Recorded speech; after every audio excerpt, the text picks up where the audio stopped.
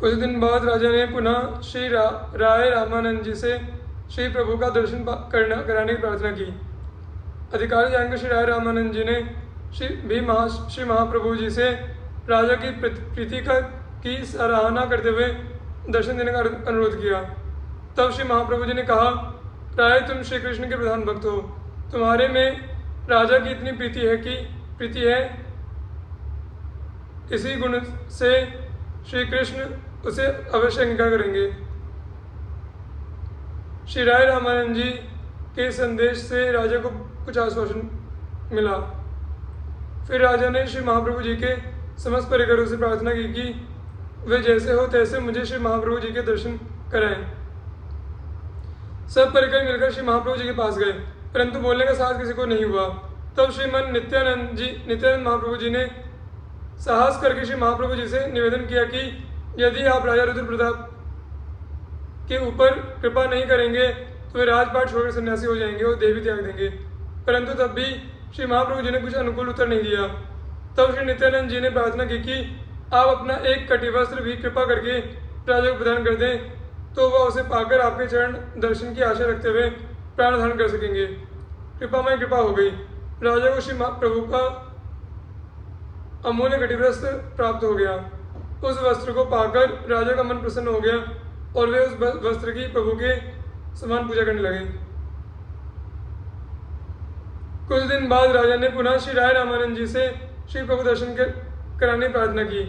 राय रामानंद जी ने सुअवसर देखकर श्री प्रभु के समक्ष राजा की वार्ता चलाई, परंतु श्री प्रभु अब भी राजा से मिलने को राजी नहीं हुए।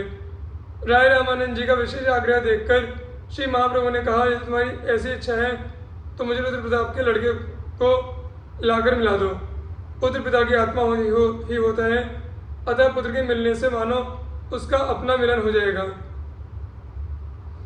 राय रामानंद जी ने ऐसा ही किया। राजा के पुत्र को देखते ही श्री महाप्रभु जी को श्री कृष्ण की स्मृति हो आई। उन्होंने राजपुत्र का गाढ़ा लिंगन किया।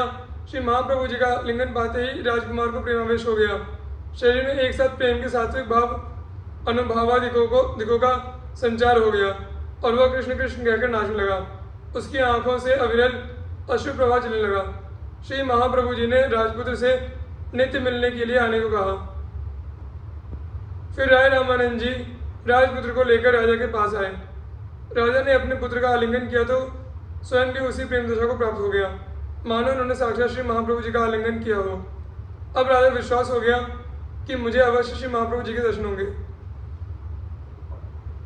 रथ यात्रा का समय था। श्री महाप्रभु जी अपने परिकरों सहित श्री जगन्नाथ भगवान की रथ यात्रा का दर्शन करने के लिए वहां उपस्थित थे। पुरी नरेश महाराज रुद्र प्रताप जी स्वर्ण मार्जनी लेकर भगवान के सामने का रास्ता बुहा रहे थे एवं चंदन मिश्रित जल का छिड़काव कर रहे थे। श्री महाप्रभु जी राजा की यह सेवा देखकर बहुत सुखी हुए। इसी सेवा के कारण राजा को श्री महाप्रभु जी की कृपा प्राप्त हो गई। श्री जगन्नाथ भगवान का रथ चला। प्रेम पुरुषोत्तम श्री गौरांग महाप्रभु जी अपने परिकरों सहित रथ के आगे कीर्तन करते हुए चल रहे थे। श्री महाप्रभु जी का प्रेमोन्मत्त होकर उद्दाम नृत्य पूर्वक संकीर्तन करना सबके मन को आकर्षित कर रहा था।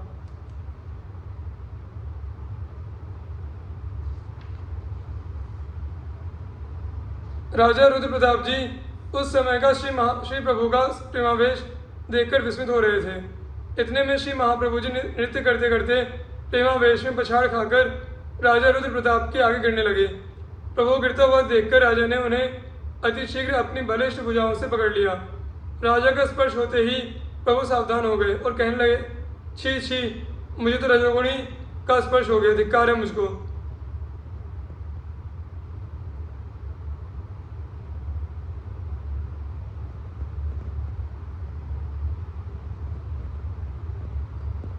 प्रभु के वचन सुनकर राजा भयभीत हो गए। तब सार्वभौम भट्टाचार्य जी ने समझाया कि आप चिंता न करें, यह तो श्री प्रभु ने अपने भक्तों को शिक्षा देने के लिए कहा है। आप पर तो श्री प्रभु की शीघ्र कृपा होने वाली है। बलगंडी नामक स्थान पर पहुंचकर श्री जगन्नाथ भगवान का रथ रुका। वहां भगवान को बहुत व्यंजनों का भोग लगता है। भक्त लोग भगवान को भोग लगाने लगे। भोग के समय वहां बहुत भीड़ हो गई। अतः श्री महाप्रभु जी अपनी मंडली के सहित पास के बगीचे में चले गए। सभी भक्त वृक्ष के नीचे विश्राम करने लगे। श्री महाप्रभु जी भी एक एकांत स्थल पर प्रेमावेश में नेत्र बंद किए हुए शयन कर रहे थे। इतने में राजा रुद्र प्रताप जी श्री सार्वभौम जी की बताई हुई विधि के अनुसार राजवेश छोड़कर वैष्णव वेश धारण कर अर्थात गले में तुलसी की माला, ललाट पर तिलक, बाहुओं में शंख चक्र आदि चिन्ह, कटी में साधारण वस्त्र धारण किए हुए वहां आए और श्री प्रभु चरण दबाने लगे। चरण सेवा करते समय राजा रास पंचाध्यायी के गोपी गीत के श्लोकों का सुमधुर स्वर से गान करने लगे। जब राजा ने तव कथामृतम तप्त जीवनम कवि विरीडितम कल्मशापहम श्रवण मंगलम श्रीमदाततम भुवि गृणन्ति ते भूरिदा जनाः, यह श्लोक गाया तो उसे सुनकर श्री महाप्रभु जी बड़े सुखी हुए और प्रेमावेश में उठकर राजा का आलिंगन कर लिया और बोले, तुमने मुझे बहुत अमूल्य रत्न दिए हैं, मेरे पास और देने को नहीं है, इसलिए मैं तुम्हें आलिंगन ही देता हूँ। फिर श्री प्रभु ने उसे प्रेमावेश में पूछा, मेरा परम हित करने वाले तुम कौन हो? राजा ने कहा, प्रभु मैं आपके दासों का एक क्षुद्र दास हूँ, आप मुझे अपने दासों का दास कर लीजिए।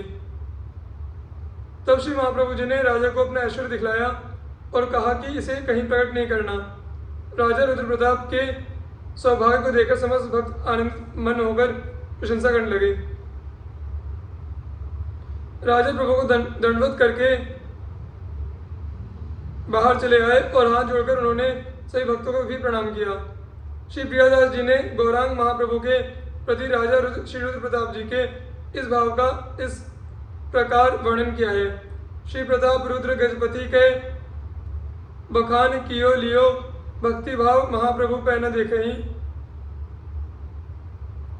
किए हूँ उपाय कोटि ओटि लय संन्यास लियो, हियो अकुल आयो अहो कि हूँ मोको पेखही, जगन्नाथ रथ आगे नृत्य करे मत भय, नीलाचल नृप पाए पर्यो भाग लेखही, छाती सो लगायो प्रेम सागर बुढ़ायो, भयो अति मन भायो दुख दे ये निमिखे ही। श्री हरिनाथ जी ये दक्षिण देश के रहने वाले थे। घर धन संपत्ति से भरा पूरा था।